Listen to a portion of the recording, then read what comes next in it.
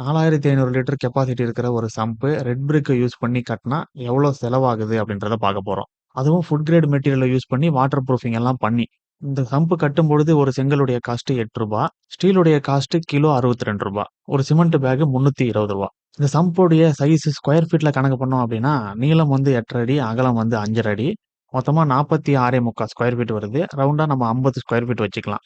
அதுக்கான labour cost அப்படின்னு பார்த்தீங்கன்னா, நம்ம லேபர் கான்ட்ராக்ட்டா குடுத்துருக்கோம்.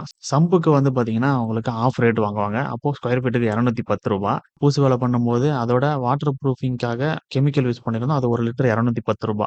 பூசு வேலை முடிஞ்சதுக்கப்புறம் வாட்டர் டேங்க் உள்ள ஃபுட் கிரேட் மெட்டீரியல் யூஸ் பண்ணி பண்ணோம். அது டாக்டர் பிக்ஸிட் உடைய பிடிஃபின் 2K 15 கிலோ ரூ. 2100. இதெல்லாம் சேர்த்து மொத்தமா ரூ. 34,824 ஆயிருக்கு. இத வச்சு பார்க்கும்பொழுது அப்ராக்ஸிமேட்டா ஒரு லிட்டருக்கு ரூ. 8 வரைக்கும் செலவாகுது. இது வந்து ஏரியாவுக்கு தகுந்த மாரி மெட்டீரியல் காஸ்ட், லேபர் காஸ்ட்லாம் மாறும்பொழுது ஒரு ரூ. 12 வரைக்கும் கூட லிட்டருக்கு செலவாகலாம்.